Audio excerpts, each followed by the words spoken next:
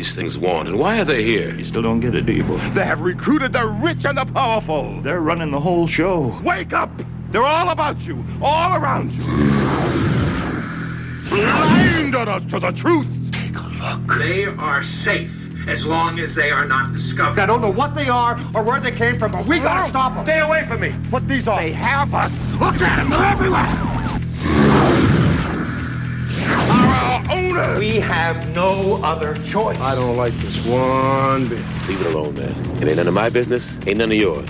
We have been lulled into a trance. Listen to what I'm saying to you. We're in trouble. The whole world's in trouble. Control us. They're sending some kind of signals on TV sets. I've got one that can see. Mama don't like tattletale. Now we start spilling some blood. Let's go. Push a button. I have come here to chew bubblegum and kick. And I'm all out of bubblegum.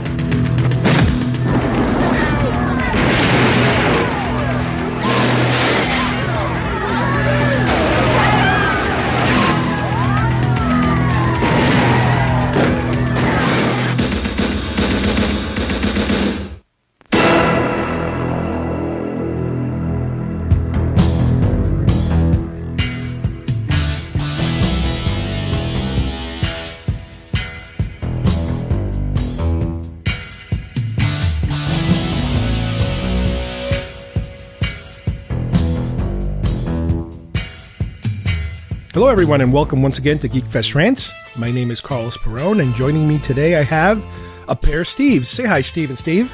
Hi. Hi. That's a pair of Steves, all right.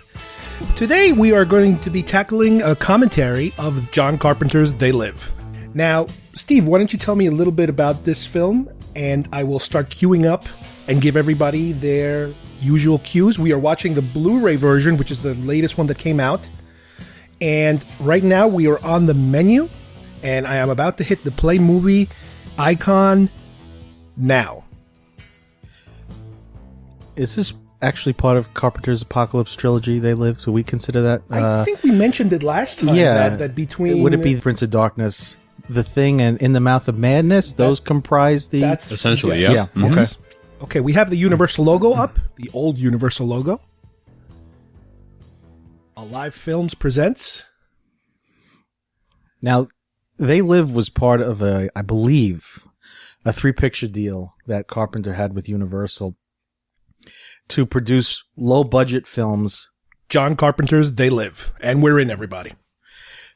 That to produce films on a limited budget, but with a very free hand, as we know Carpenter likes to have. And the first of which was Prince of Darkness, They Live. I don't know that the third film ever got made. The only other Universal Carpenter film that followed They Live was Village of the Damned. Mm-hmm. So I don't know if that was just a paycheck job or if it was actually part of this deal. Carpenter would produce these films on a very limited budget, and while they didn't gross a ton of money, he claims they were profitable. We have Roddy Piper. What can we say about Rowdy? Steve, were you a wrestling fan growing up? I actually was a wrestling fan, and I believe I did see Roddy Piper wrestle in person. Okay. What's interesting is that, in this film, he's so bulked up, and, when you stack Roddy Piper up to some of these other wrestlers, he was one of the smaller guys. I mean, right. In the whole, pantheon of WWF, now the WWE, he was one of the smaller guys and always had an enforcer with him, or he had people around him to kind of protect him. Cowboy Bob Orndorff. Right, because he was the mouth. I mean, he had his show, but a respectable wrestler in his own right. Mm-hmm. But, he's much larger in this film. Now, is this his first film? I believe so. After this, he did Hell Comes to Frogtown, which I've never seen, which is a minor cult classic, and I do want to watch it. I love those hats. Well, Carpenter actually met Roddy Piper at WrestleMania 3 in 1987, and when the time came to cast somebody for this, he just thought that he would be a great a great option. Very gregarious and based on the short story 8 o'clock in the morning. That is a pseudonym. Frank Armitage. That's actually Carpenter, who wrote the screenplay. It's based on the short story 8 o'clock in the morning. It's also partially based on a comic story that appeared in Pacific Comics, which was an independent comic company from the early 80s. So Carpenter combined 8 o'clock in the morning with this comic story. And that's why he felt as though the screenplay should be a pseudonym, because he didn't really feel like he deserved the credit for it. And that story was called Nada, I believe, right? Which is the character of Roddy Piper. His name is Nada. John Nada, I think is his full name. Now let's Nada meaning Spanish for nothing. Right, Carlos? So I'm told. Help us out. I do have my secret card here that I can flash. Now, we talked about this, I think, before too, is that possibly this is the film of John Carpenter that shows his politics the most. Absolutely. This is a very dissatisfied, disgruntled individual with society in general and the way the economy seems to be working. Now, what year are we dealing with here? We're talking 1988, which, and the only point I just wanted to interject is it might even seem more relevant now than it was then, with all the talk of the Occupy movement and the 1%ers and things like that. That looks like the same courtyard from Prince of Darkness. It does, very much. But I just feel as though it really resonates more. Now, whether you agree with Carpenter's politics or not, just the prevailing dissatisfaction. It's funny because if you look at it from a political point of view, you can go in either side of the aisle. You can go to one extreme and say this is how things are now, or you can go to the opposite extreme and feel the same way, except from opposite directions.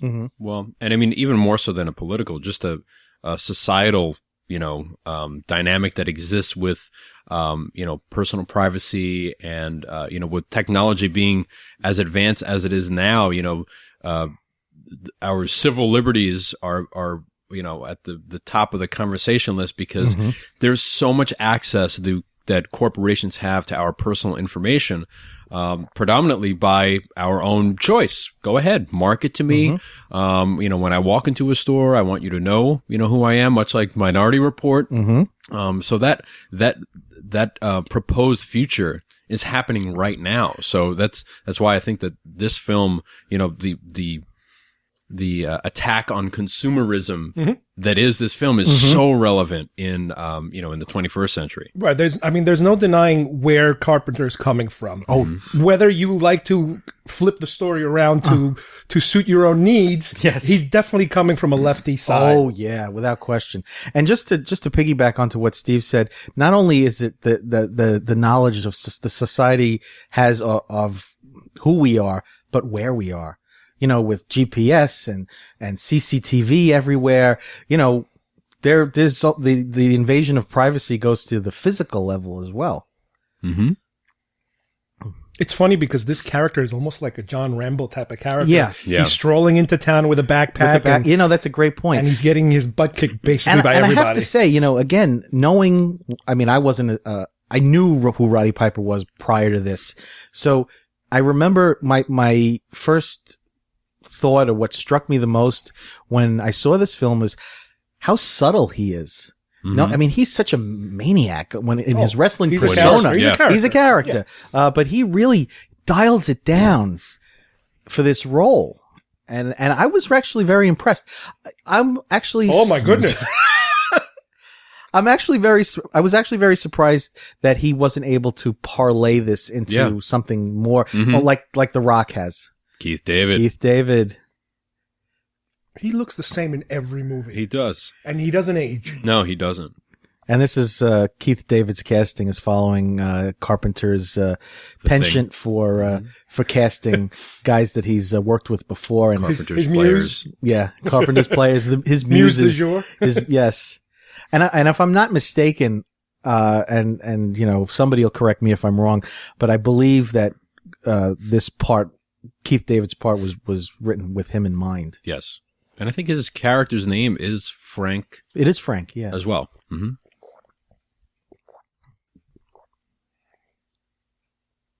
I think they have a good rapport. I wouldn't fall for that line. A guy wearing no shirt, all buff, and the other guy goes, "You need a place to stay." Dude, get lost. Well, we're very cynical people.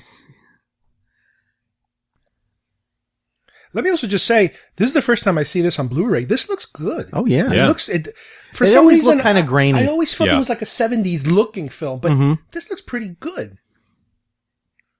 Dark and grainy. Maybe that's later scenes. Well, in the some production notes. The film was shot in downtown Los Angeles over the course of, I believe, 8 weeks. So it was a briskly paced production.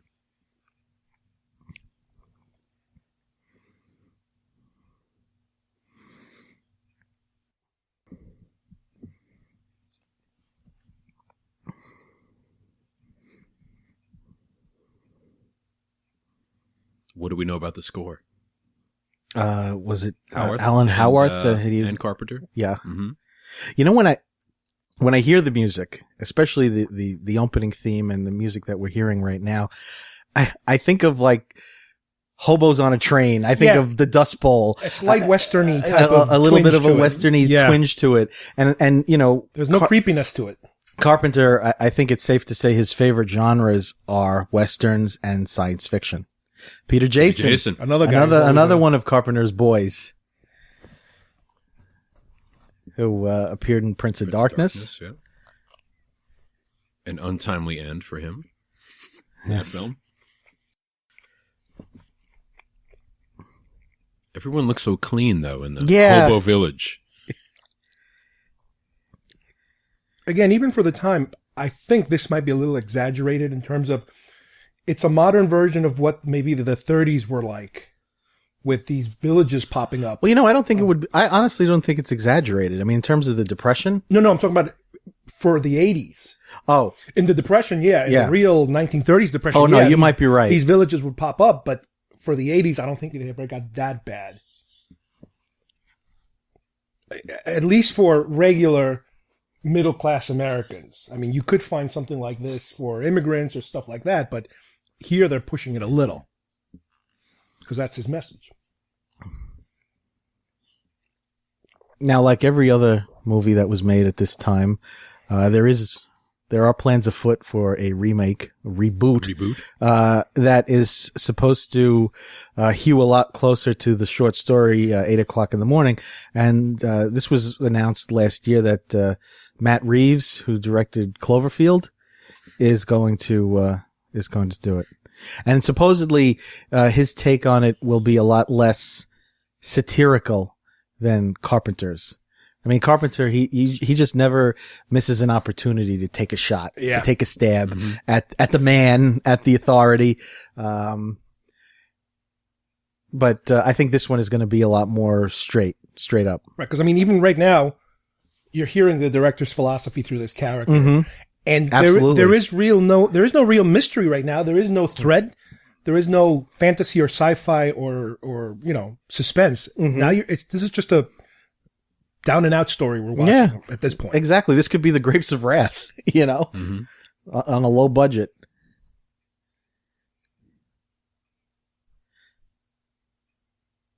But again, I was just so struck by how understated Piper is in the role. And he's likable. He's very likable. It's also surprising that Piper wasn't able to, I mean, granted, okay, he wasn't able to become a movie star, action hero like the type Rock. of guy, like a Rock or even a Willis or anything. But I'm surprised he wasn't able to parlay this into television. And I'm not talking about wrestling. I'm talking about some stupid, I agree, A-teamy type of show or something. Yeah, no, absolutely. I really thought that he acquitted himself well. That's George Buck Flower, another member of the Carpenter troupe. Yep, who is going to figure into this movie a lot later. Another Western. He's the town drunk from every Western. Well, he's in Back to the Future. Crazy drunk drivers. That's crazy him. Drunk drivers. Get off my lawn. And now we have the first hints that there's something going on.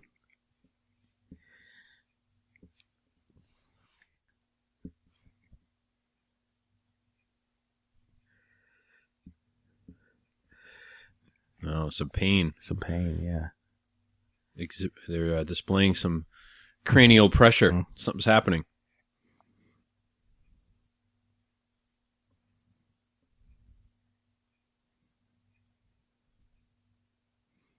I tried when I was doing some research with him. I tried to look up the street preacher who's played by Raymond St. Jacques, and I really didn't get much on him in terms of background. I don't know if there's much of anything out there about him. This is the first hint of something weird. Yeah, happening. some sort of conspiracy element going on. It's your typical talk radio fringe babble. Yeah. You know, the government's watching you. The public access guys you see that have their shows on UHF or whatever. The aluminum foil hat brigade. The black helicopters coming down to steal your money. Ooh. George Flower was also in Escape from New York. Yep. Playing a drunk. Typecast. But we've talked about Carpenter's affinity for westerns. You could easily see some of these characters in a full-on period piece western. Absolutely. Especially Buck. Absolutely. But, even Piper, the kind of lone guy Carlos's Rambo analogy was great, but in a Western setting too, the guy the man with no name coming into town, and there's your church, Western church. who's sort of vaguely heroic. He's not your typical hero. Reluctant. The anti-hero. Yes, but yet he does fall on the side of the angels. He wants to do, once he realizes what's going on, he wants to take action. Mm-hmm.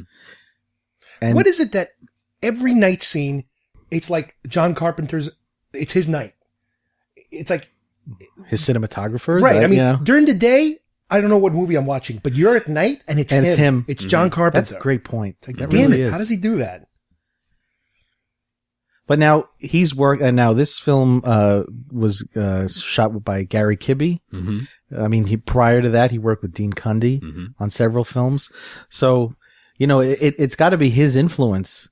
These guys are, especially Dean Cundy, are, amazing at their job. But what I'm saying is, like, I look at a night scene and I'm thinking Assault on Precinct 13. Right. It's like, how did he do? Well, that's what I'm saying. And you're talking people? about different cinematographers. So what's the common thread here? What is he getting them to do? Is the music tricking well, us? that could be it. But there's something about the way they light it and they frame it. But I would say that some of his more recent films don't have that factor. No. There's a certain period where, there's that consistency. Right. You know what I mean? He's an evolving director that he's past this stage. He's in a different world now. You could argue, even though in the Mouth of Madness, I think most of us would agree was pretty exceptional. Once They Live came and went, then he did Memoirs of an Invisible Man, Paycheck Job. He did Mouth of Madness. What was Big Trouble? Before? That was 86. That's before Prince of Darkness. And then he does Village of the Damned, which feels like a Paycheck Job. Mm-hmm. And then he just kind of spirals. Then it's vampires and ghosts of Mars and falls off the face of the earth. He's demonstrated a certain apathy. It's almost like, he knows he peaked. He made his money. He's getting checks after checks for reboots and remakes that he has nothing to do with. He just came out with his first theatrically released movie in 10 years with The Ward. And I thought it was pretty decent. I agree. I do too. But he just seems content to be like sitting at home playing video games and smoking pot. But the question is, does a director like him lose it? Does he lose that edge or does he evolve? Well, don't they all? Don't they all kind of peak? Don't they all, to a certain one degree or not? There are people like Spielberg and look at Spielberg. Again, what you were talking about before about the night look. Those films of that era kind of feel like they belong to each other. If you look at Spielberg, same deal. There were 5-7 films where they were all kind of in the same period within that director's life. But you look at some of the more recent Spielberg films. Not that they don't feel like Spielberg films, but they're kind of different. Like something has changed. Mm-hmm. And I don't want to say cookie cutter, but you look at anything from, say, Jaws to They Live, We Sleep. From Jaws to, not to go too far off the Mark talking about him, but from Jaws to like E.T. And that's him. That's him. You know after 5 minutes that that's him. But you can't say that with the more recent films. Well, I think, especially for some of the younger directors, there's a lot more projection that happens where the characters kind of imbue their own personalities.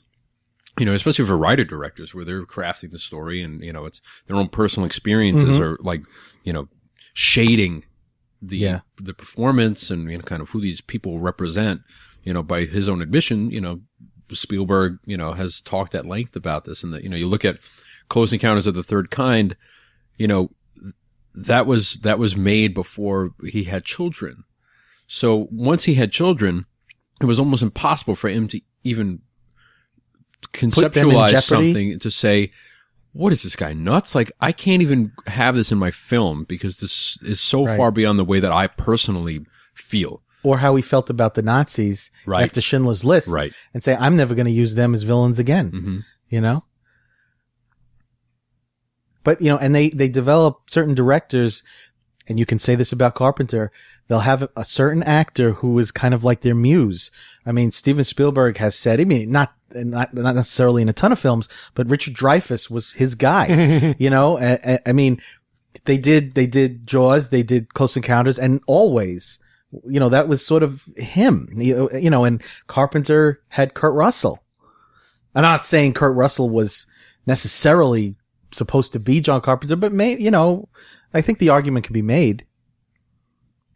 And I think it's interesting that I think it was very daring of Carpenter to cast Roddy Piper in this when he could have just as easily cast Kurt Russell. And it would have been fine.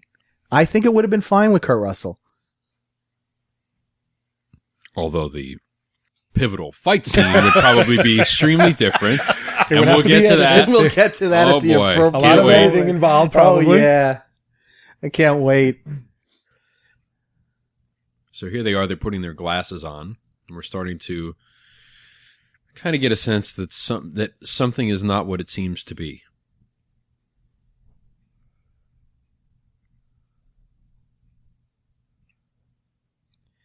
And when we think about it in these terms, I mean, if you were to tell someone that everything that you have come to know and appreciate and kind of, accept as your life is not true. Very Matrix-y concept.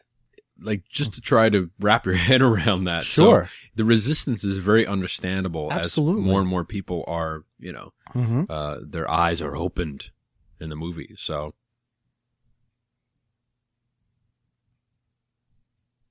Well, in every revolution, you have those guys who get the ball rolling and they're thought of as crackpots. Mm-hmm. And as Keith David as his character, Frank, has already outlined, he's a family man. He's got kids that, he's doing his very best to support his family. And that's really that's his goal. He's got nothing else going. He doesn't have this greater, John Nada has nothing. Mm-hmm. So he can kind of open himself up to this easier than Frank can. Right. And in this particular film, because we're dealing with a sci-fi twist to it, you can be literal in terms of saying literally open your eyes. Open your eyes. Not just a different metaphorically. way of, right, not just a different way of viewing the way things function and who's right. on top. It's not like liberals versus no. Republicans. This is actually look at what's happening there with these special glasses that filter out the BS. Right, exactly. And Keith David, he just Frank wants nothing to do with it. Until he actually puts on the glasses, he doesn't want to know. He doesn't want to hear it. Because he's got that limited worldview. Do you think there's any like religious implications here in terms of somebody who doubts, the doubting Thomas type of thing? Well, I mean, isn't Carpenter an atheist? I mean, isn't he someone, But he is using the church as a place for good guys. Yeah. In a way. He's not throwing the church under the bus. But it is a front. And Right, that you right. have this fake But it's not choir. also the Roman Catholic Church. It's this little tiny. Right. Well, I think he did. an Episcopal church, I think he right? did his damage with Prince of Darkness. Yeah. Even though the church is being complicit, but they're also the ones trying to stop the badness. True. So he doesn't completely throw them under the bus. That's true. No, you're right. You're right.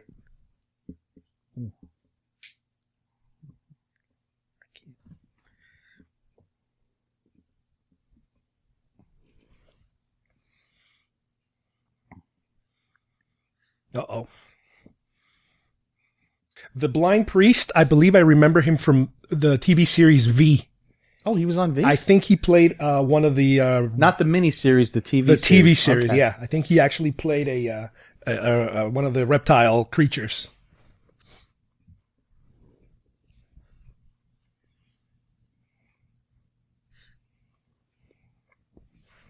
Scientific and Paddy wagon. did you see what it said? Something scientific investigation or something? Yeah. With California plates. Don't they have special cop plates for cop cars?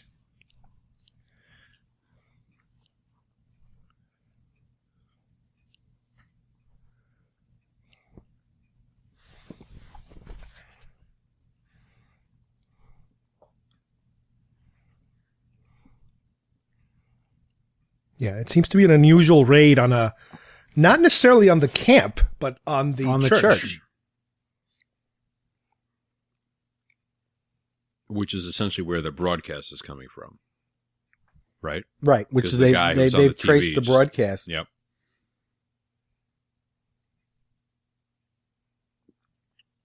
Wow. Coming in with a bulldozer. I guess they're cleaning up the town. Never want to be subtle, Carpenter. The shanty town is called Justiceville. Huh.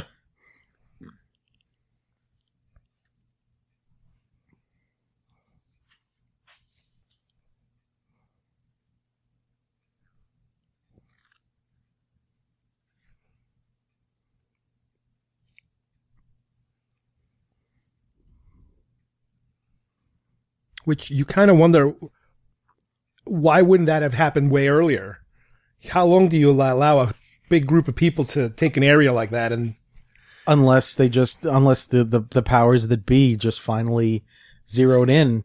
And who knows in this world how many pockets of resistance there are. yeah, There could be several throughout the city. This could be the only one in the city. You know, we don't know enough about the larger world that this is taking place in. Mm-hmm.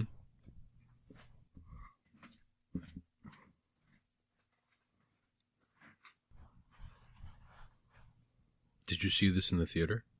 I did not. As a matter of fact, I didn't see Prince of Darkness or They Live, and I remember my friends going to see. I had one friend in particular who was such a huge fan of John Carpenter, and I was sort of getting there as far as my enjoyment of his films, but this came and went very quickly. I remember, the claim is that, as I said at the top of the broadcast, that these films were profitable, but I'm fairly confident in saying that this was out of the theater in 2 to 3 weeks. wow. Like if you didn't say, this came out, I want to say this was a summer release, but I could be wrong on that.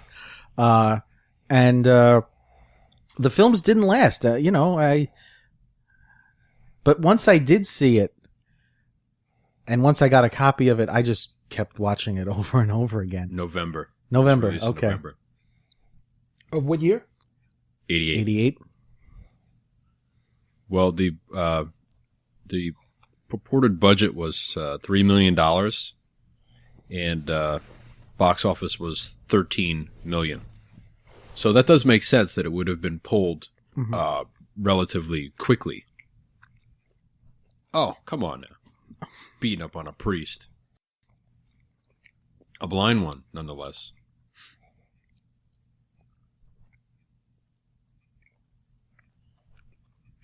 I think this could also have been influenced a little bit by, at the time, the stuff that was happening in Central America where priests would get abducted and killed and that sort of thing. That was a big problem. Where down like, there. oh my God, they do that?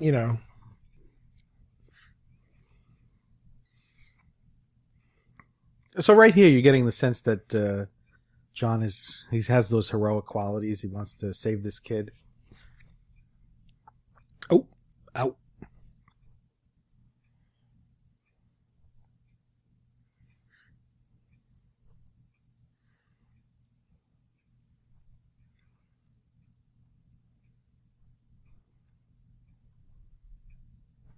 Now his music sounds more like his music. This is more creepy Carpenter music. This is something we can get to later on in the film, but I would submit that They Live, and we all know how much Carpenter likes the bleak ending and everything like that. But I would say this one is one of the more hopeful. Mm-hmm. And we'll see why later, in case anyone hasn't actually seen this movie.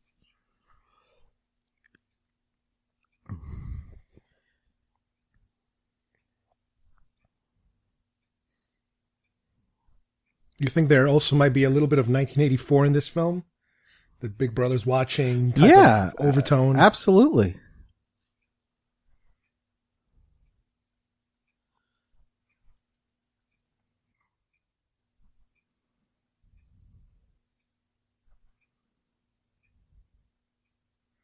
Again, the reluctant hero. Right. Doesn't want to get involved. You know, I again, just taking out In the Mouth of Madness, you just get the sense that after he did this film, this might not be the right way to phrase it, but it's almost like he gave up. You know, I mean, he still did some films, and it almost felt as though he was, and again, I don't think he made the third film in that deal, and it's just like, it just feels as though he was done fighting the good fight. Mm-hmm. You know, he had always encountered so much resistance, and now he was in a deal where he was given more creative control. But, you know, this is a guy, when you look at him, you just know he can't deal with the suits. Yeah. You know, well, especially when the movie doesn't do well. Right. You know, you kind of don't have a leg to stand on. Right. And I remember I did see, you know, of all the Carpenter films to say you saw in the theater, I did see Memoirs of an Invisible Man in the theater, and I'm like, you gotta be kidding me. You mean Chevy didn't save it? Oh. We did see Village of the Damned. We saw Village of the Damned together. Remember? We also saw Escape from L.A. together. That's right. Oh, my goodness. And that was disappointing, but just to see Kurt Russell back in harness was great. Yeah. Yeah. But there was an air of disappointment to it. No, I don't think I saw In the Mouth of Madness with you. I saw it with the other guys. Mm-hmm. Whoops. It's Boxo stuff. Now, he hadn't seen the glasses up until this point, right? He saw the He frames. saw them with the glasses. Did he see them in the box? No, he saw the frames all laid out on a table. Right. The actual lenses. But I don't think he's seen the full glass.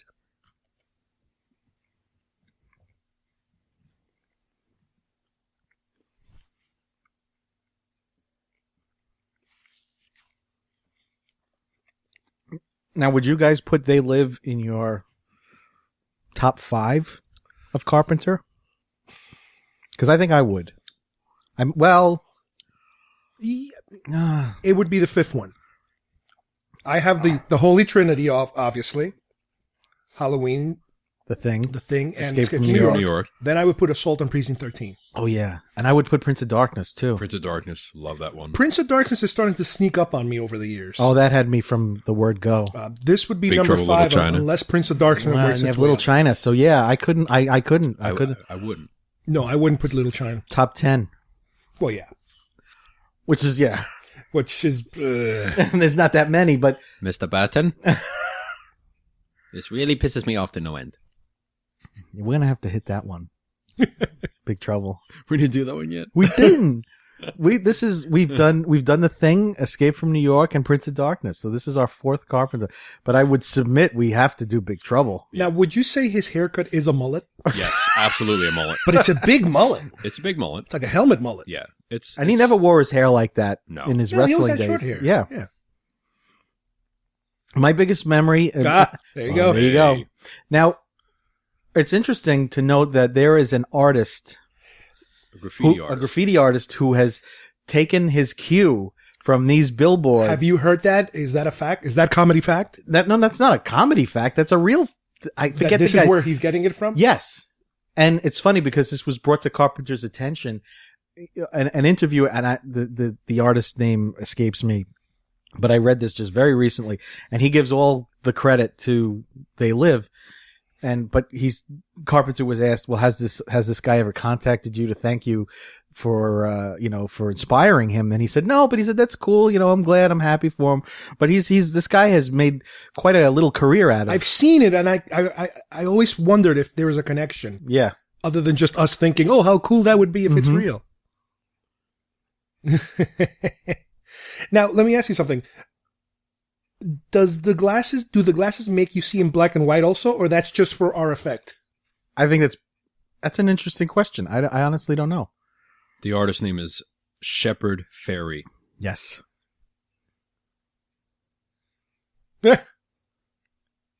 Wow, there's no magazine at all that's a real magazine. Even the cigarettes. I also find it interesting that it's in black and white. That's what we were trying to figure out. Well, yeah. I mean, do you think that it's an effect for the for audience? our benefit, or is that what he's seeing? Is he seeing in black and white? I think that's what that's a good question.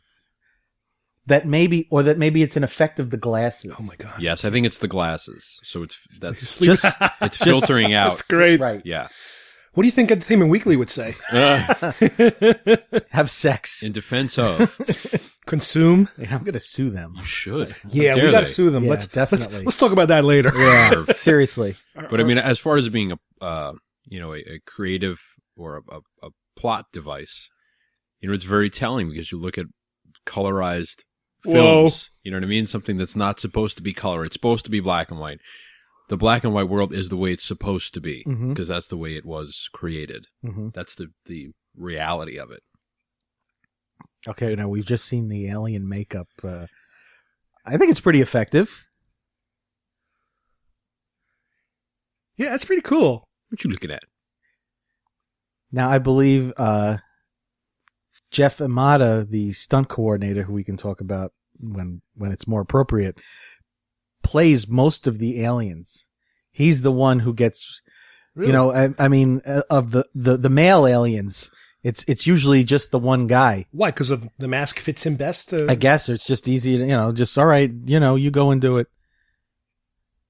rather than take the actor out, put him in makeup. You know what I'm saying?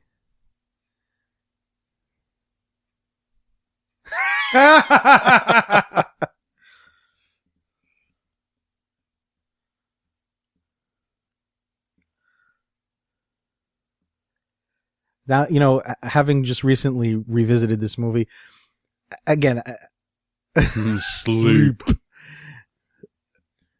Yeah, that's fine There with you me. go. I'm happy to sleep. What? It's like the drone debate going on. There's drones flying over. That's right. I just heard that on the radio. Yeah. Yeah. That's what I'm saying. Relevant.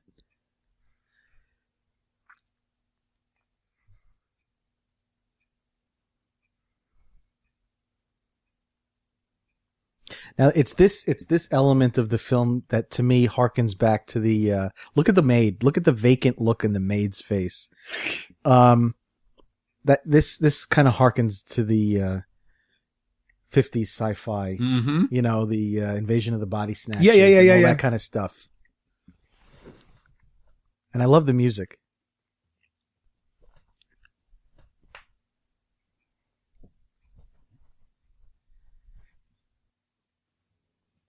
Consume, stay asleep. Wow, even in the supermarket, you got it all.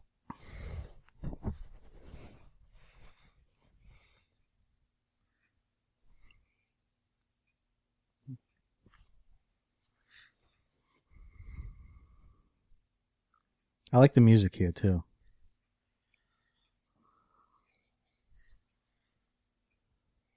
Well, I remember what I was going to say. Now we're sort of getting to the point where we're going to hear Roddy with his Roddyisms and his one-liners, and some of them are classic. Some of them kind of make me groan, and I know that Carpenter gave him a little bit of a free hand in terms of his dialogue and let him, you think you got a zinger here, you can put it in. You can always tell because that's when the Roddy Piper persona sneaks into the performance. Well, and admittedly, some of them were they were in Roddy's like arsenal, stuff that he hadn't used yet, in wrestling. Right. That he was waiting. Here we go. Ooh. You're okay.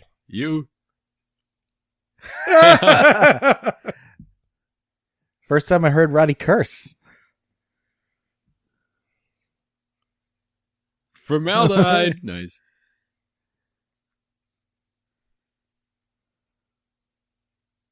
What?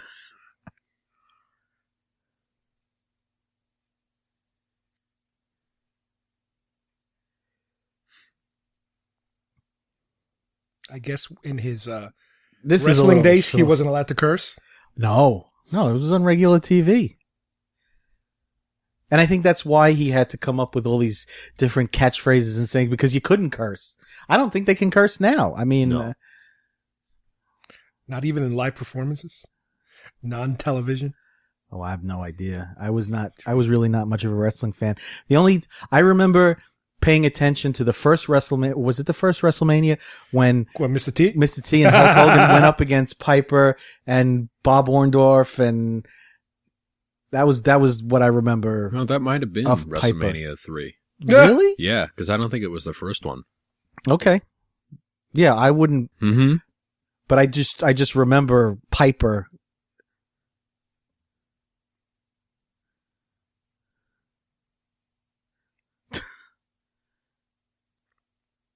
Sleep 8 hours. I'm down with that. Sleep 9 or 10.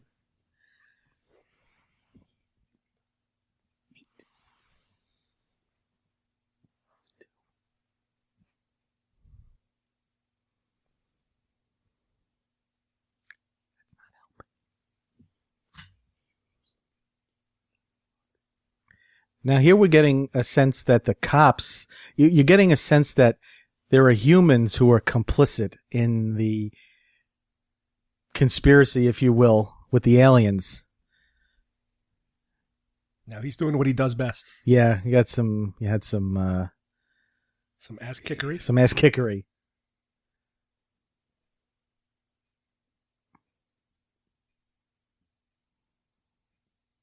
Oops.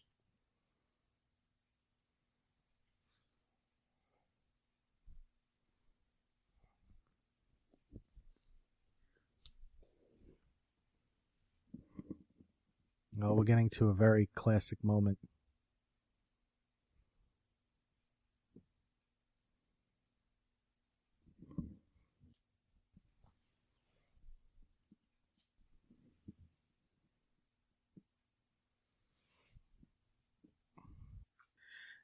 And we're going to very shortly hear the line we all love. This one works. Mm-hmm.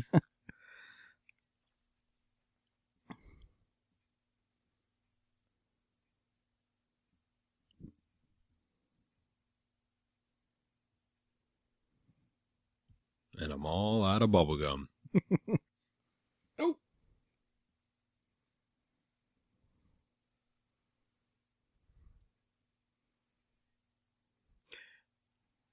Now, John here knows his way around firearms, so you get the sense the guy's done some hard living. Mm-hmm. Maybe seen his way in and out of a jail cell. Mama don't like tattletales.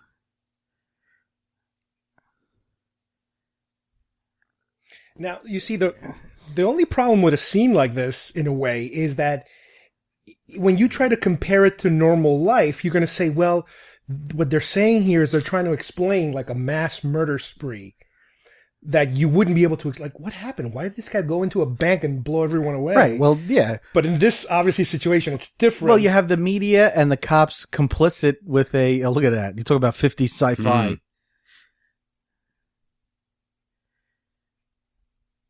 But they'll be complicit in the cover story. And yes, when you have it's just a guy who's unhinged and, It's a probe droid. Yes. And he gives him a pass because he's human.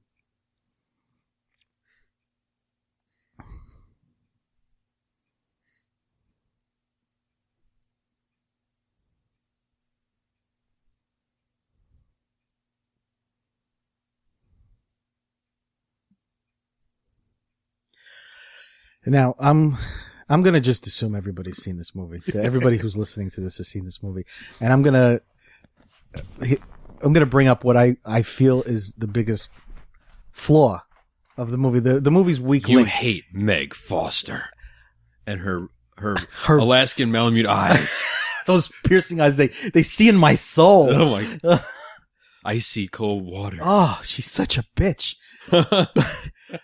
But, and I don't know if you'll see this my way, Steve, or not, but I feel like her character is the weak link of the script. Mm-hmm. Because, all right, once she bashes him over the head and knocks him out the window, and I know I'm getting ahead of the plot, but for everything that happens afterwards in terms of his trust of her, yeah, I think it's a little ridiculous. Mm-hmm. And as the movie goes along, I will point these things out. But I just feel as though it's sort of a lazy point in the script. Mm-hmm. Mm-hmm. I agree. It definitely does. It's very subtle, though. It just kind of peters out, and you're not quite sure why. But I think that's part of the reason. Her eyes are distracting to me. And maybe They're a she little just scary. She entrances Roddy, and Roddy just is. She's got that. What's that dog? The Malamutes? He just said it. The Alaskan Malamute. Yeah, it's like I want to pet her. I want to pet her. Come here. Nice. Now, Meg Foster, you could make an argument to say she was a B-movie queen. She did Masters of the Universe. She played Evil Lynn. Oh, my goodness. She was also in The Stepfather Part 2. Part 2. Part 1 I liked. Yeah, me too. Terry O'Quinn. Yeah, Terry O'Quinn. But her career, and she did quite a lot of television. So she was pretty busy in the 70s and 80s, but then kind of petered out. She was actually the original Cagney on Cagney and Lacey. That's right. Before she did she like was 6 replaced. episodes. Yeah, 6 episodes before Yeah. she was replaced by Sharon Gless. Sharon Gless. She always looks like she's about to cry. It's those crazy dog eyes.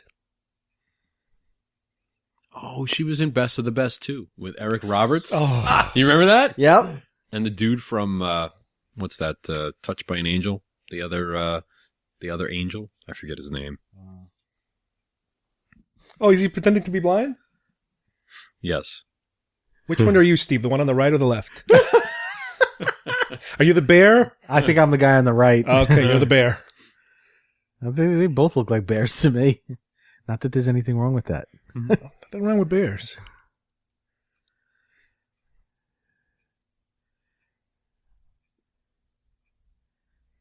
What's his problem? Well, the is he glasses, hurt? the glasses are It, starting to really Oh. Can affect him. After having been asleep for so many years. That's what happens when you exit the Matrix. Yep.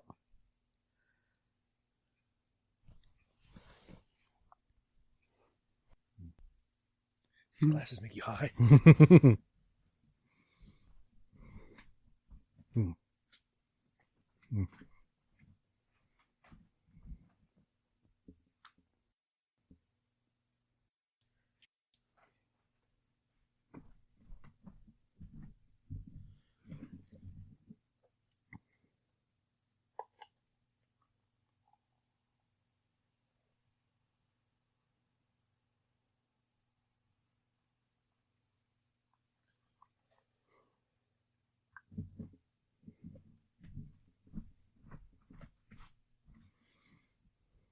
So Holly, as we will come to find out, is one of the elite human conspirators. Yes. Keeping the alien civilization going.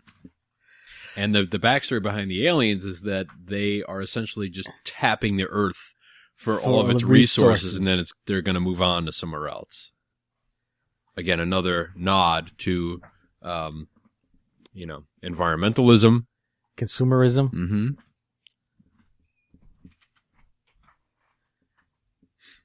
But my question, and I'm not totally clear on this, at this moment, right at this moment, is Holly complicit, or has she yet to be, is she turned later on, like off screen? No, I think that she's complicit she's in the already? loop. Yeah, because I think Well, she's got a nice house.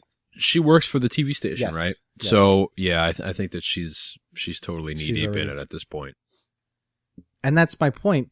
She knocks him over the head, and, later on she shows up at the staging area, and 5 minutes later it's attacked. Right. And yet that doesn't impress upon John enough As a problem. Right. for him later on to go seek her out at the TV station. Mm-hmm. So that, I find that bothersome. I guess they use it's a little bit of a cliche. The I didn't know any better. I was just following what the society tells me to do, and I'm going to give you another chance. Yeah, one of those deals.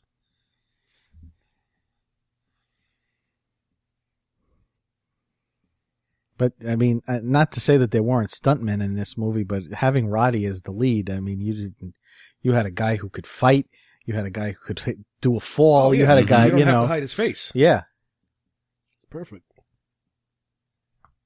But if the guy can't act, you're in big trouble. Right. Because he's your lead. Well, you know what? I mean, when I think about that, I think about a guy like Lou Ferrigno. I mean, the guy can't act his way out of a paper bag. As much as I love him, he's only good for one role. You had a guy like Schwarzenegger who could, but he, people have their feelings about within him within a certain range. You got to give him the right vehicle. Yeah. It could be terrible. But in all honesty, I think in this one role, Piper impresses me more than like a Schwarzenegger. I mean, I would put him up against Stallone, Wow. when Stallone is trying to be serious. Oh! Ow! I don't think that's Roddy. That might be Roddy. Yikes! That's Roddy, yeah. That's definitely him. Taking a pounding on this film. Let me see. I just fell off a balcony. I wonder if they ever marketed those glasses. No, I think Steve's right. I think she's one of them. It's obvious.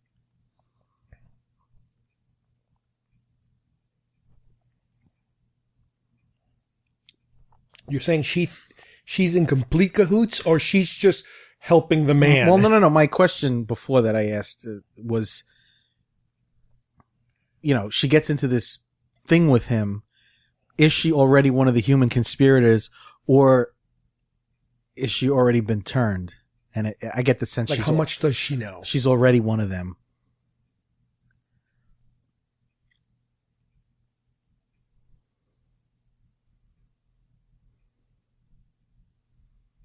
She's living in a nice house. She has a good job. But again, in this particular society, there is a bigger gap between the wealthy and the lower lower class. There is almost no middle class. No middle class, right? It's been completely pushed to one side or the other. You're getting the sense that yes, that there is almost no middle class, and that there's a huge disparity. Which people are making that argument now. Oh boy. Looks like he's running like he's got a full diaper. This guy just fell out of Come on, seriously. out of a house. You always got to into go a there. Canyon. How would you feel there. if you fell out of it? He's always got to go there. Oh, yikes. Come on, he's a wrestler. He can handle that. Very strong street light. Does anybody know how long Roddy tourniquet. continued on with the wrestling career? I mean, I'm sure he's out of it by now. Into the 90s, perhaps? I would imagine because I mean, his two biggest things are probably his wrestling persona and this film.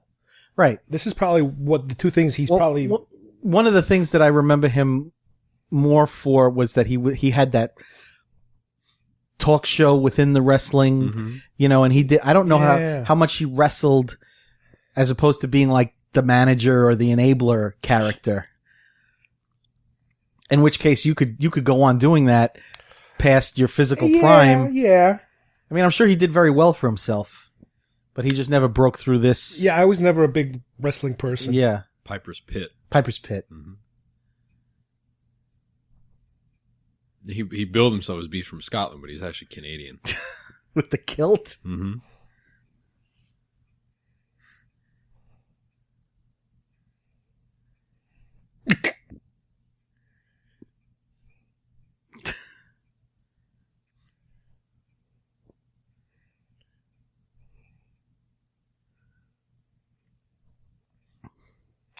What if your wife is one of them? They haven't. I don't forget. Did they address? Oh, there you go. That's him from his wrestling. That's like a wrestling headshot. He needs to bleach his hair like Pony Boy.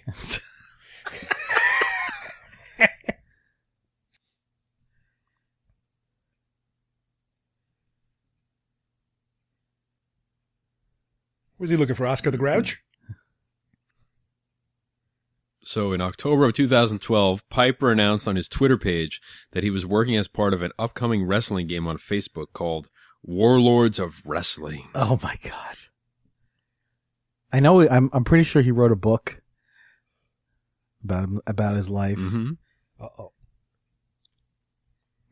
Now, before the really good stuff starts, I have to plug the Shout Factory Blu-ray that we're watching. Is not only is the transfer great, but you have commentary by John Carpenter and Roddy Piper. The extras, they're great extras. They have interviews with Meg Foster and Keith David. The commentary is terrific. There's you get to see the commercials that you see bits and pieces and glimpses of. They show them to you in their entirety. The interviews with, I believe, Jeff Amata.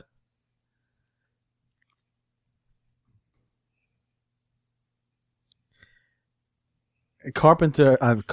Well, actually, yeah, Carpenter, and Roddy Piper and Keith David and Meg Foster are very big on the convention circuit. Carpenter just only more recently has made appearances at cons all over the place, and he's a very in-demand guest. As but just recently when the Blu-ray came out, they've been doing shows left and right. Right, because he never used to be big convention guy. No, Carpenter, no. Roddy Piper and Keith David, though. Meg Foster. Oh, that was cool. That was a good shot. I wonder how many takes that took. Holy smokes.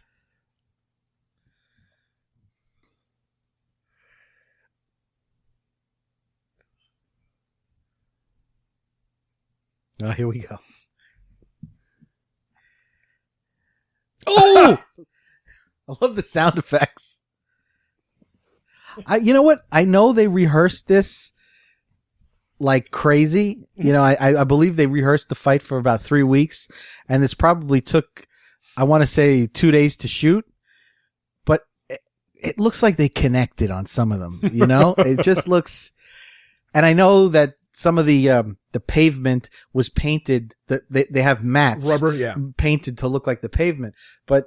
I they really, I know they took care of each other while they were doing this, but, well, I imagine Piper can probably take a punch. He could probably take a punch. Better than Keith. He probably let Keith David connect on a few. It's funny because the way he reacts to a punch is very, theatrical. Wrestling. Yeah, like that shocking face type of thing.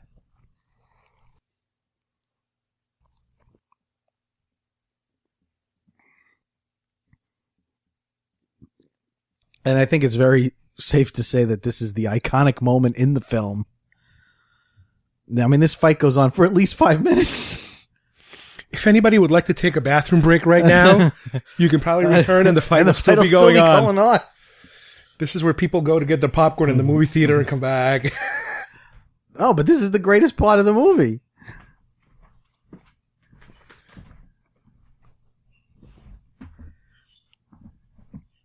love it. He's helping him up and he punches him again.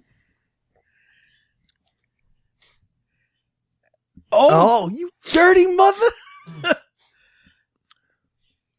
Now the 5-minute fight scene that was supposed to last 20 seconds. I said this to Carlos. I mean, they rehearsed this fight for 3 weeks and, they took so much care, but it's shot so well. I could just be a trick of my eye, but I almost feel like they connected on some of them. Oh, come on. And Carlos was just saying, if anybody, I mean, Roddy could probably take a punch. Mm-hmm.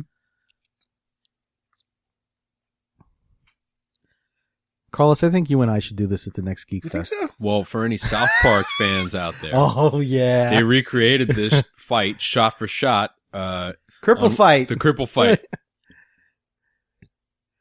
It's just brilliant. Those two guys are brilliant. They're just so timely with everything. Yes. They hit the mark in a completely crude way. But they put so much trust in each other. Mm-hmm. And I think they really bonded over this. They really. Oh yeah, wrestling move, nice. These guys, though, they really love each other. Keith David and Roddy Piper. There's a real affinity, and I think it comes from doing this scene.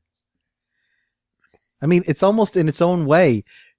You may think the analogy is crazy, but a love scene where you have to put.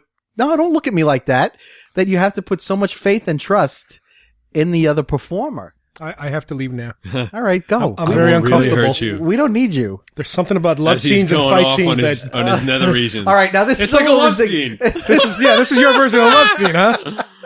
What kind of love are you used Now to, he just man? need him in the junk 3 times. 6 knees That's to a the little- groin. And, That- here we and go. he gets up. And we got some weapons. Boink. Whoa. Nobody's watching them. I love Keith David's expression. Right. It's coming.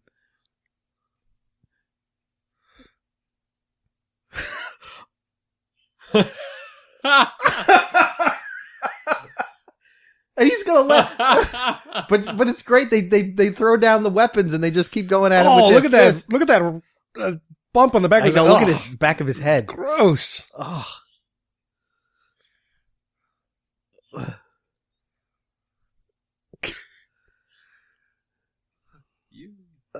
This is like me getting the kids dressed every morning. Goes for about 10 minutes, and they end up all in bruises. You better watch it. Your kids are getting older. They'll kick your I'll be ass. kicking my ass.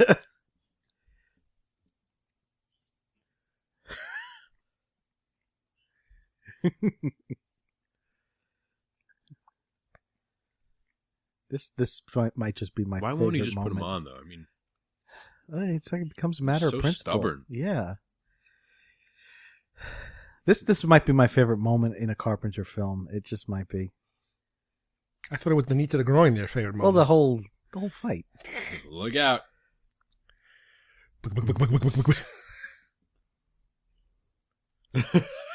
Oh, It's like, no.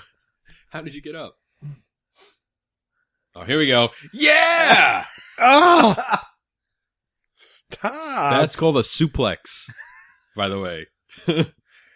I'm going to get the I'm glasses telling you, man. I mean, I know wrestling is a lot of It's fake high theater. high theater, but some of it's got to hurt.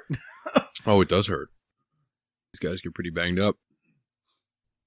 But talk about having a lot of trust. Absolutely. Didn't Steve? Is it true that they would have like blood capsules? Like if you'd made a hit, you could pop it, or and.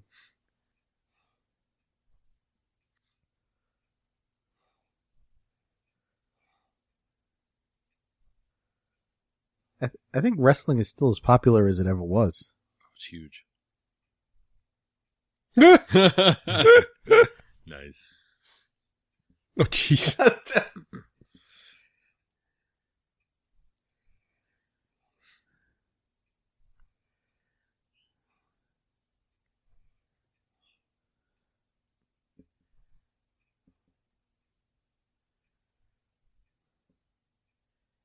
Yeah, you're not seeing too many examples of a middle class, but Everything looks like a Detroit.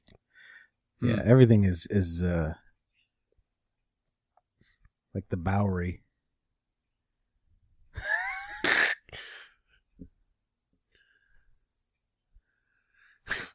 Honeymoon Suite.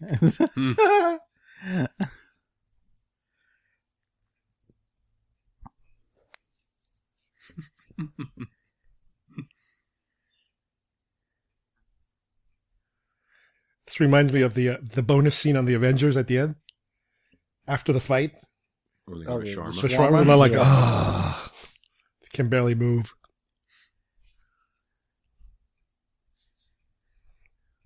Nice road rash in the back of his head.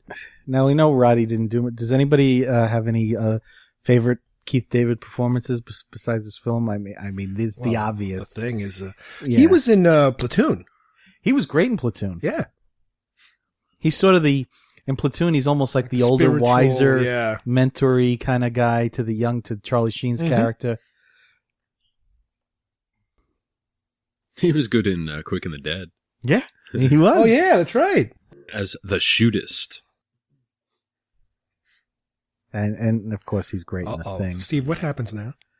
Well, now they're going to make sweet love. After a fight, that's what you're supposed to do, right? Isn't that what they do? Cue the Anita Baker. That's what the 80s was all about.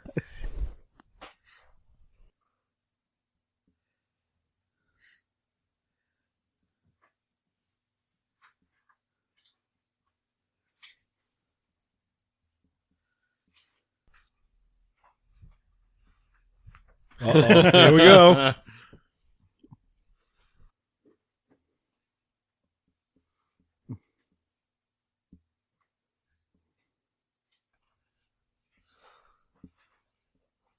In the meantime, there you go, let's Roddy. clean up.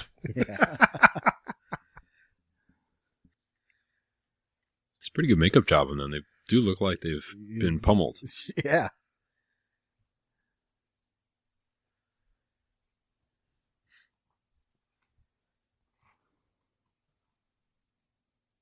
And of course, Keith David went on to have a very prolific voiceover career. Yes. You hear his, right. his pipes everywhere. I think the Spawn animated series on HBO. You might I be know right. I think he was the voice of Spawn. He was a guy who never wanted for work. I mean, a character actor, in a low budget setting, he would get a starring or a co-starring role, but more often than not, he'd be in an ensemble. But he's a terrific actor. And, he's wisely made use of the convention circuit where, guys like this are revered. You go to a con and, they have lines around the block for these guys. Well, he is Juilliard educated. Yeah. Keith David, so. So he's hardcore. He's got some formal training. He's got some chops. Most recently, I think on TV, he was in The Cape. Yes. Which was bad. It was pretty bad. But every time I see him, I'm happy. He's just one of those guys, and I did watch The Cape, and partially because he was in it.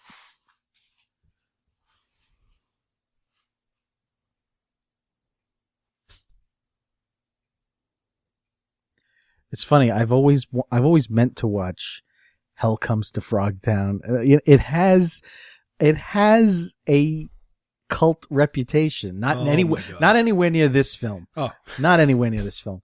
But it's not laughed off the planet. Sounds like something from the 40s. There is a sequel to Hell Comes to Frogtown. Come on. And Lou Ferrigno is in there. Ah! And like I said, Lou is not master thespian. Sorry, Lou. Hmm.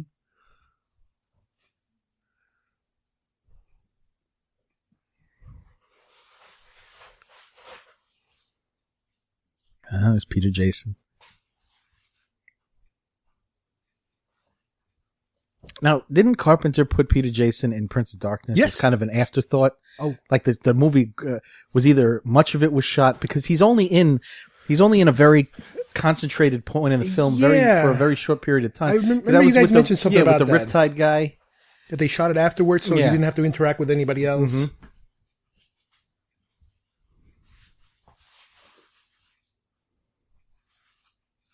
Peter Jason, isn't he the guy in Karate Kid when they're on the beach and he's got the beer bottles lined up and he goes, "Why don't you do it yourself, Mr. Moto?" Right? That's him, right? That's him. I mean, Peter Jason was everywhere in the late 70s and early 80s with commercials. Mm-hmm. He's done a ton of commercials. I think he did like Gillette Foamy was one of his big ones.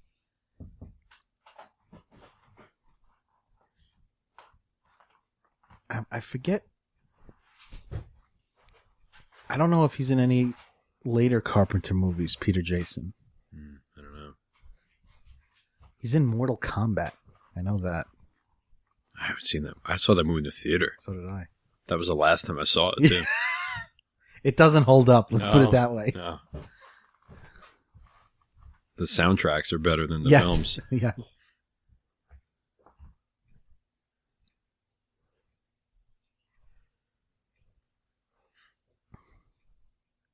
Oh, there's the guy from Prince of Darkness. Hey, Wyndham. Yeah. What's his name? I don't know the actor's He's name. the guy He's who's Wyndham. Hello. That's him. I have something to tell you, and you're not going to like it. You know, you could almost guarantee if you work with Carpenter once, you're going to work with him at least twice. If he likes you, you know, you could get like 3, cool. I 5 forgot about jobs. that. Contacts, yeah.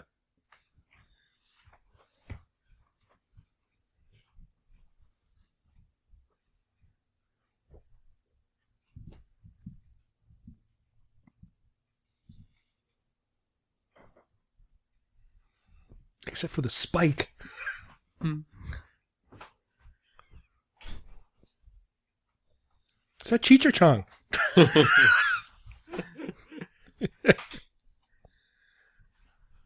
This does look like Prince of Darkness, though. Yeah. I mean, this moment, yeah. Basement-y look. Basement-y.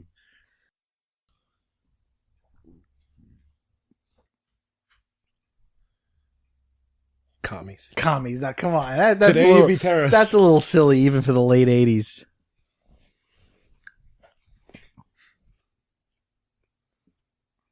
I think I might sell out. For a cheesy poof. I don't know. I'd like to think that I'm better than that, but I don't know. It tastes like a steak, but it's not a steak.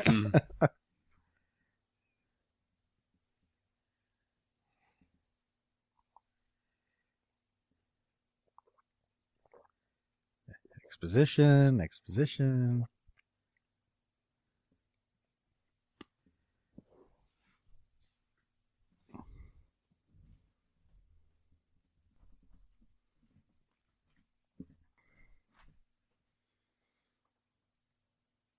Steve, at what point in your consciousness of, being a film fan, did you really latch on to Carpenter? Can you remember at what point? Is it just something that was always there? Did you, was it mid 80s? Did you say, "Oh, this guy's great"? Or can you remember where you really said to yourself, "I'm a fan"? The first Carpenter film I saw, not in the theater, was Escape from New York. Okay. And it was on the, what was it, the Ryko disc? What was that format? Disco Vision? Yeah, you had that? I didn't have it, but a kid that I grew up with did. Okay. And he had a handful of movies. He had Escape from New York. He had Blowout with Travolta. John Travolta. And I'll never forget watching that movie. Really? And again, I was young. Pan and scan. And it was incredible. Uh-huh. And I just was so fascinated with the idea that somebody would think about making Manhattan a prison. Mm-hmm. So I saw that and then, started to, when I got a little bit older, rent Carpenter films, just to, see what they were all about. I had heard about Halloween and was always intrigued by that. Mm-hmm. And then when I finally did see it, I mean, it's just, it's my favorite horror film of all time. Right. But I think that for us in our generation, a lot of our, coming of age as far as films is concerned was through home video because it was the first time that you could get these films en masse. We were renting 3 films every other day. Right. And, big time. Yeah. Just watching as much as we could. Or on cable, where they be Or on cable, right? Exactly. Yeah. Because, programming was somewhat limited. Right. So you'd see the same films over and over again. But, it was probably, a few years after seeing that Escape from New York and, and Halloween, certainly. Mm-hmm. And then, discovering other sides of him, like Big Trouble in Little China. It's like, Right. hey, this He's is funny. Yeah. This is really funny. And I, had always liked kung fu movies. Right. So to have that combination, Right. and plus to start to see the connection between the Carpenter's players, Kurt Russell. Russell. So I think it was an amalgam of Mhm. all of those experiences. Yeah. And then, as I had the means to go out and buy these movies, whether it's on Laserdisc or DVD, Mm-hmm. mostly Laserdisc, Yeah. to really rewatch them over Right. and over and over Exactly. again. Exactly. I honestly believe the first Carpenter movie I ever saw was The Thing. Mm-hmm. And I saw that obviously on cable and was just not at a point in my life yet where I was ready to embrace horror. Oh, it was terrifying. And it just, it was just so graphic and gross and Mhm. nasty. And I'm pretty sure that I also went backwards. I think I saw Halloween. I might have seen Halloween 3 first, which he didn't direct. Mhm. Halloween 2 next, which he did not direct. Mhm. And then, so I probably, again, I relied a lot on my friends to push certain guys on me. And I Yeah. had a friend who pushed Carpenter on me mid 80s. Mm-hmm. And then I was like, okay. And I have to admit, I fell in line with that cynicism. I mean, my own personality had a little bit of a cynical bent to it. So I really glommed on to him. Mm-hmm. I liked his attitude. Now, I missed when we were talking Meg Foster showing up. Mm-hmm. Like, come on, really? Roddy? Meg? You're not seeing this? Mm-hmm. Well, one of the other, outlets for me was through magazines. When I was in junior high and high school, I really started to gain an appreciation for horror and for sci-fi. And sometimes without even having seen the films, I would gain an appreciation through the magazines. Did you read Fangoria? Fangoria, I was an avid reader of Fangoria. So, just seeing those images, it encouraged me to go out and seek find these films out. out. And, Right. at that time, that was before commentaries. It was before the internet, any kind of access. So whatever I could get my hands on to give me information that about was how gold. films were made, especially as far as special effects were concerned, that was Yeah. an area that I was really interested No, in. those magazines were gold. I mean, Mhm. that was our only outlet for any of that stuff. For me, I didn't really follow horror films until later, but the way that I kind of got into horror films is through science fiction. You take a movie like Alien, which is really it's a sci-fi movie, but it's really a suspense horror film. Yes. Oh, yeah. And I remember Draped in sci-fi. Yeah. And I remember when I first got cable, they were playing this movie called, I think it was called Terror in the Isles. Yes. Which is a compilation clips. of all the goriest, Yeah, I most remember that. scariest Remember that, clips. yeah. Hosted by Donald Donald Pleasance, Pleasance. and I want to And- say Nancy Allen. Mm-hmm. And in there was the clip from The Thing and The Thing Yeah. opening up Yep. and all that. And it's like, wait a minute, where are all these bizarre movies Right. out there? All these, like the Italian films and, Yeah. and the crazy John Carpenter films. And that was kind of like my gateway. Yes. drug Terror in into the this. Isles was on cable. It was like a cable Yeah. staple. Mhm. Yep. No, I agree. That really was my entree too. De into a lot of- Palma. De Palma, yeah. But they also had clips from the classics too. Dario. Yeah, Dario Italian stuff. Argento. But I think they had like clips from Psycho Yeah. and other They stuff. I mean, obviously it was in the 80s, so they tried to kind of do a 1 hour overview of classic hardcore horror. Yeah. Not regular horror, hardcore. I mean, Scanners, I think was in there. Yeah. I've never seen Scanners. Michael Ironside. Really? Never saw Scanners. Oh, Yeah. That's one It's that crazy. that's eluded me. that would be a nice one to hit you with. Mhm. I'd be happy to watch it. It's got Michael Ironside. You Michael- can't get any better I than know, that. he's the man.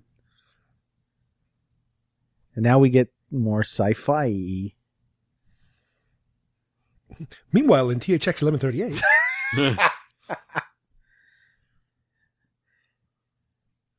And is it like the Star Wars language there on that Right, sign? Basic.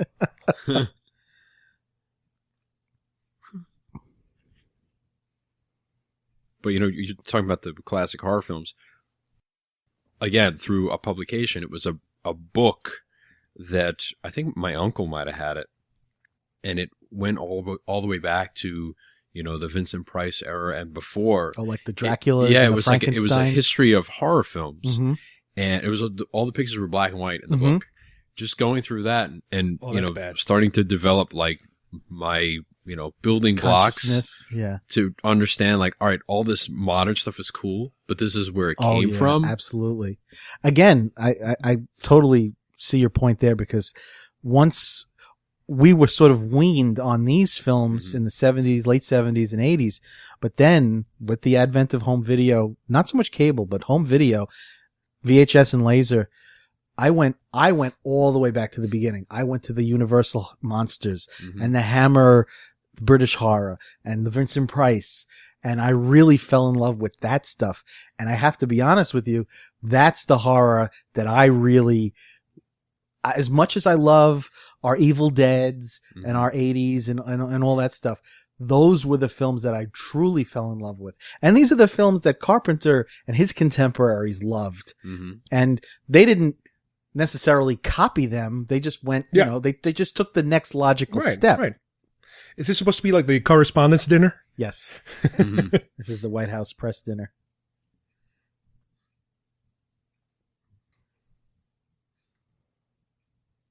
Can you picture anybody? Can anyone picture Carpenter in a tux? Can anybody picture Carpenter at any kind of awards show? Can you picture Carpenter not smoking during an interview? Yeah.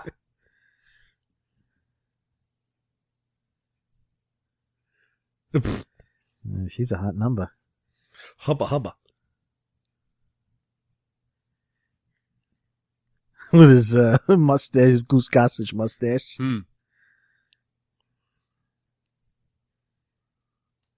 Oh, I forgot about him. Nice coif.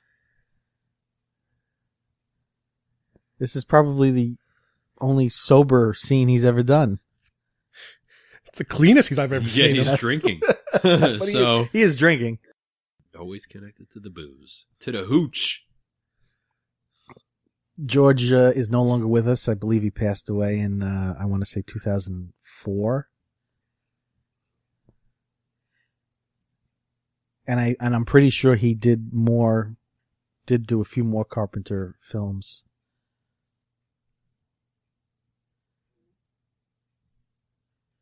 I remember when Steve and I saw Village of the Damned, and just the cast in that film was like such a who's who of random casting but of people we loved, but who had just fallen. You had in the same movie, you had Christopher Reeve, Mark Hamill, Kirstie Alley. Was Kirstie Alley in it? Yeah. And maybe some of the Carpenter regulars, and you're just saying, and the movie wasn't very good. Wow, look at the big effect shot. Yeah, I have to say that when there is an effect, it looks pretty good. For its day, it looks pretty good. Yeah, what's her name was in it too? The Crocodile Dundee. Linda Kozlowski. Yes. Now, what is this supposed to be? Aren't they going to the Promised Land? Are they going spaceport back to their home world, perhaps? Yes, I think that Steve is right. And Michael Paré. Oh my God! Talk about a who's who. Eddie and the Cruisers.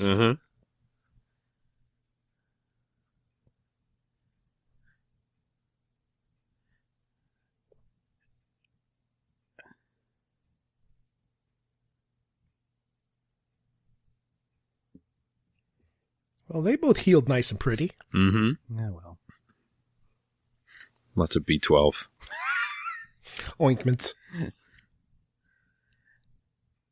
And again, I know I'm probably nitpicking, but George here doesn't think anything of the fact that they're all dressed like they are, and he sees them at the banquet and just assumes they've been turned, and the guards let them through. And you guys recognize any of this equipment? I see a reel-to-reel back there. It looks like a 2-inch machine. Call Tony. Magic fingers. The beauty of this is we can talk about him. He's never going to listen to one of these. I see a wave view. What do we call it? Not a waveform monitor. What's the other one? Yeah, the waveform monitor. Vector scope? Not the vector scope. The waveform. This is before Yeah, three-quarter inch. Even I knew that. Wow. You looked at a machine like that with disdain, right? At one point. And this is before the old, when they got the frame rate monitors, before they have the flicker, nowadays they have the monitors, the video monitors that mirror the film frame rates. Mm-hmm. See, I know some stuff. There you go. Very good. I'm not so bad. 30 frames versus, or 29.97 versus 24. I would have said 30, but you're... Size engineering class.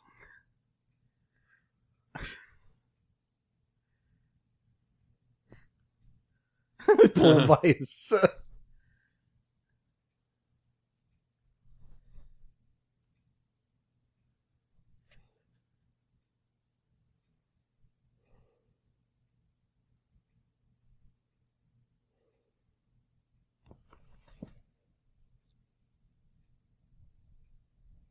I thought his beard was going to come off. Mm.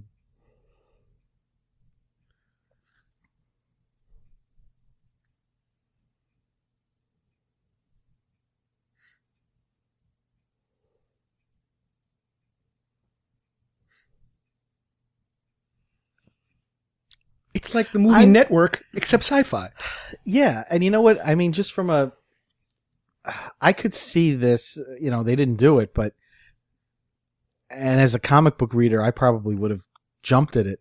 A They Live comic to, kind of give you the backstory of how they took over and you're essentially, we're talking about V here. V, we get to see it in process. Mm-hmm. Yes, in V, we're their food. And who's to say that it's at a certain point in the They Live world, we wouldn't become their food? Soylent Green. Right. It's people. It's people. It's pate.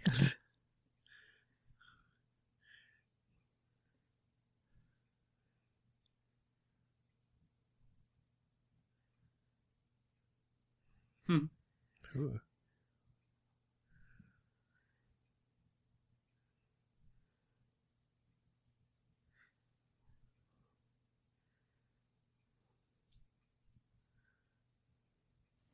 This would have been a good sketch to do at the TV Center, when we were in club. We're the only ones probably who watch Carpenter films. Then we'd be expelled. Instead of Tony's Christmas sketch. All right, I know we're talking about things nobody has. Yeah, this is a good holiday type of film.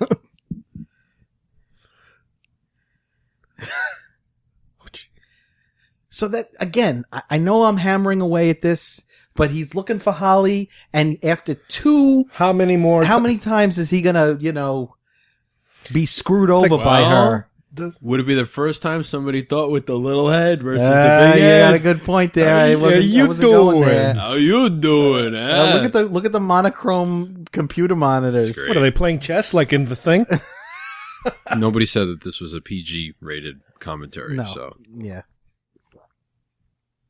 the film was rated R.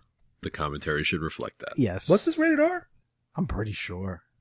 Dropping an F-bomb? Absolutely. Yeah. Oh yeah.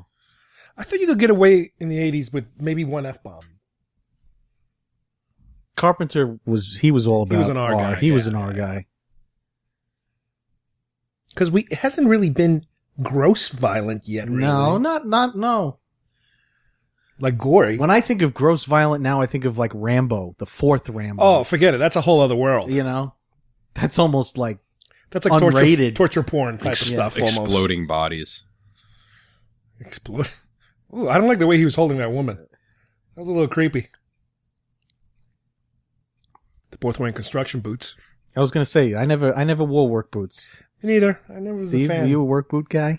Yes, I actually was a work boot guy. Yeah. Too much work to put them on. Was that in the high school days? It was the high school. I don't really remember. Yeah, it was more high school. Yeah, I did wear them in college. You did? As well. Yes. I mean, you were always style conscious. Would you guys like to make out now? Is this where you start making out during the commentary? Good Lord. Well, Some women like rugged work boots. You know who you are out there.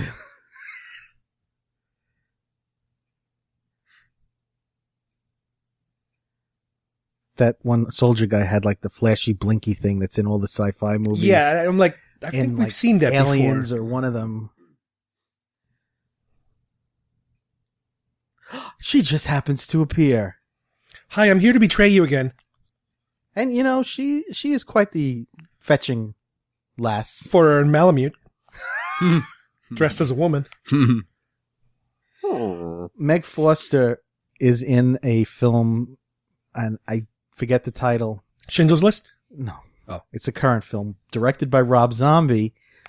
Something, The Salem Witches or The Witches of Salem. Yeah. And Dee Wallace is in it. Cool. And her, and I think another one of the, one of the ladies of the 80s. Has-Been's Greatest Hits? Kind of thing. But I mean, Rob Zombie. Oh, there we go. Oh, come on, man. I forgot about Take that. David out. Awesome Keith David. Just get rid of the sidekick, man. If this movie lasted another half hour, he would probably trust her again. Yes. Give her 3 more shots. Talk about can't take a hint.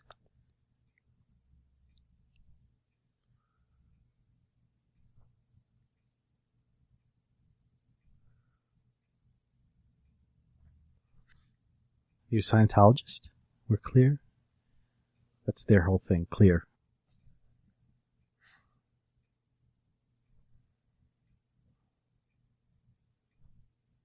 Maybe this is what the Scientologist actually looks like. Yeah. They are descendants from aliens. You know, I've read a couple of interviews with Meg Foster. She doesn't really like it when you talk about her eyes.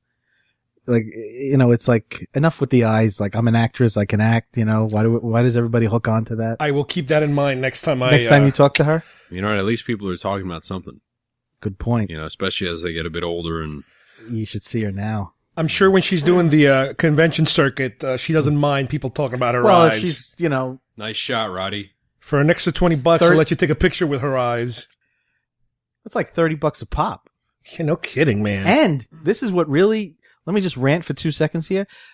I used to go to convention with Carlos even pre-day. Don't start You could me get a with picture that. for free with them. Now a photo op is like $20, It's ridiculous. $30 just to take a picture with them. ridiculous. In a couple of years, it's going to be, oh, you want to look at them in the eye? That's an extra $5. Yeah, that's insane. Well, it's like going to Vegas. You used to be able to go to Vegas and you get comped on food and even Right. your hotel. And Back So in it- our chiller days, you know, we got a lot more bang for our buck. Damn I right. like hung out with Peter Mayhew. Yeah. I bought something at the show to have him sign. Steve, he's giving you the finger. So this is the happy ending we were talking about, right? Well, You guys dropping but an S-bomb. he exposes them. We wake up. Is this like the McLaughlin Group report? Ooh, nice in color. In color, yeah. I think they look good in color. Look at those eyes. I love the end. Oh, yeah. Finally, we get to see some R-rated material.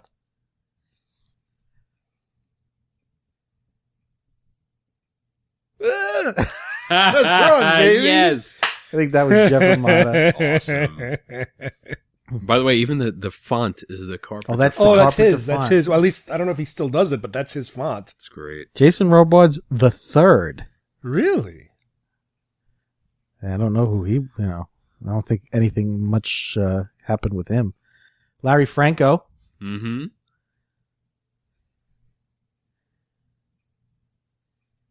Claudia Stanley. Naked Lady. Male Ghoul. Naked Jeff Lady. Amata. Naked Lady. Male Ghoul. I played the Naked Lady back in the thing. And she'll be at the next convention. Unfortunately, we only have one picture for you to sign. Yes. Right. Oh, they don't Blur it care. out. They don't care. Have they had actors with nude pictures that Sure. are not like Sure. Not porn stars. Yeah. You know, there's I don't know how Steve would probably know better than Carlos. You know, Nightmare on Elm Street 3, where they have the scene. Dream Warriors. What? Yeah, yeah. Dream Warriors, where they have the chick, the nurse chick, and she's getting with the mute kid, and she's like, the tongues are going like this, and she signs those pictures. Oh. She goes to cons and signs those pictures. Awesome. jeez. Good for her. It's good Special old effects American coordinator Roy capitalism. Arbogast. Jeff Amata.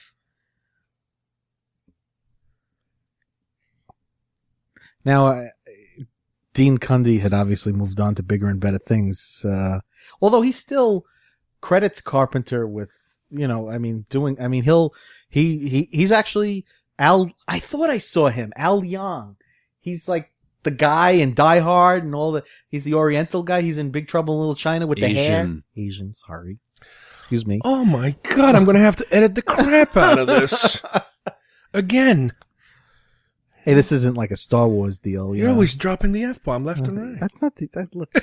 Every time I turn around, this word's not allowed and that word's not allowed. You haven't checked your latest issue of What's Acceptable? PC Times? So, all right, so to put things in perspective, so around this time... Shambo, I like that name. Dean Cundy was busy on another film, Who Framed Roger Rabbit? Oh, Jesus. So I'd say he was... yeah. He had moved but it was followed up with Roadhouse in 1989. Oh, Roadhouse. And Back to the Future Part 2. Boy, he was busy. Yeah. But no, I mean, Dean Cundy, he's on the convention circuit too. And Does he really?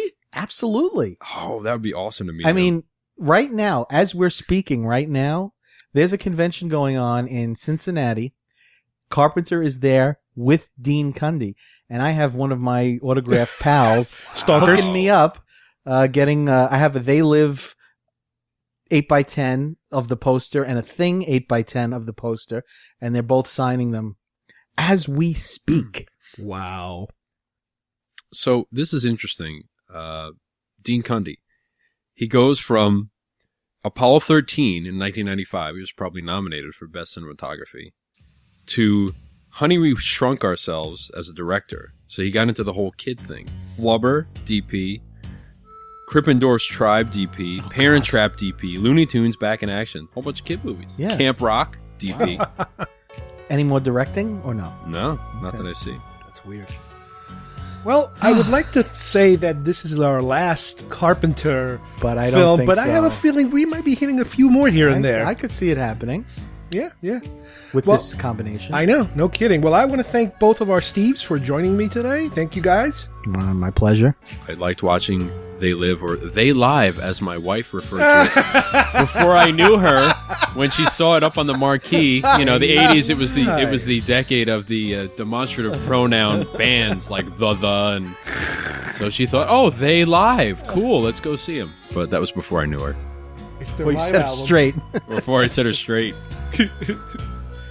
And we will see you here next time on Geek Fest Rants. Thank you, everybody. Bye-bye. Keep your eyes open.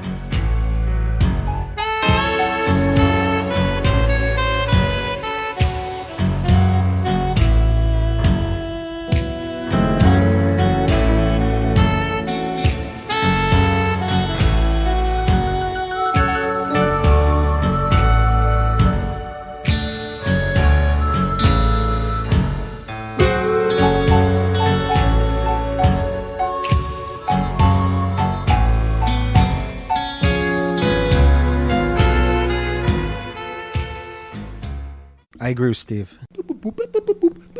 Stop.